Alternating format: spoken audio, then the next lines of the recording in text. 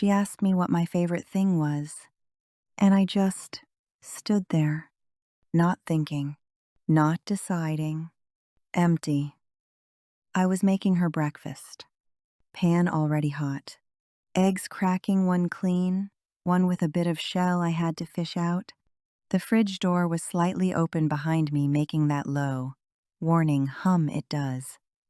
She was at the counter, swinging her legs, drawing something with a purple marker. Mom? I didn't turn. What's your favorite thing? I flipped the eggs too early. They folded in on themselves. I adjusted them with the spatula like that was the important part. I slid the eggs onto her plate. Toast cut diagonally. Always diagonally. My favorite thing?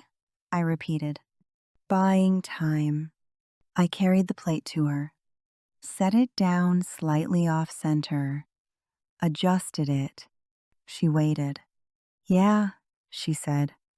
Like, what do you love? I turned back to the sink, ran the water.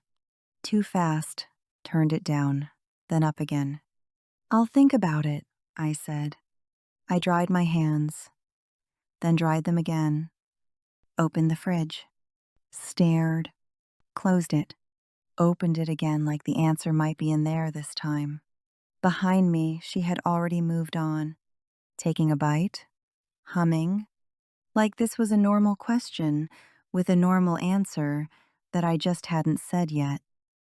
I started washing the pan, soap spread across the surface, slow, circular. I thought, coffee. I love coffee, but that felt thin, like something you say when you don't want to answer properly. I rinsed the plate, watched the water run over my hands. I thought, her. Of course it's her. But that wasn't the question. That was a shield. I reached for another dish that wasn't there. So I wiped the counter. Crumbs. Then no crumbs. And still, nothing. Not one thing. Not one clear, immediate, this. She could answer that question instantly. Drawing. The color orange. Rain on the roof. I helped her into her coat, one arm, then the other. I thought about reading. I used to read. Actually read, finish things, remember them, want to talk about them. I zipped her coat halfway, stopped. I couldn't remember the last book I finished, not because I don't have them. I have a whole stack on the nightstand, same stack, for about 2 years now. Zipped it the rest of the way. We stepped outside. Cold air. Sharp. She was talking about a lizard. I nodded, buckled her in, tightened the strap, clicked, and I just stayed there for a second, hand still on the buckle, not holding it, just resting on it, like I'd forgotten what came next. We stopped at a red light. She was in the back, watching pigeons on the sidewalk. I had both hands on the wheel, 10 and 2, and I just stopped. Not the car, me. Everything in me just paused. The engine was running. A car passed in front of us. Someone honked somewhere far behind. But inside, nothing moved. Mama, it's green. I blinked, looked up. It was. I drove. I dropped her off, watched her run inside without turning back. I didn't move the car, just sat there. Engine still on. Wipers going slow, uneven, even though it wasn't really raining. I didn't notice when I stopped making things. That thought came in pieces. I adjusted the rearview mirror, then adjusted it back. I didn't notice when I stopped going places I liked. Didn't notice when I stopped saying, I love this, or choosing anything just because I wanted it.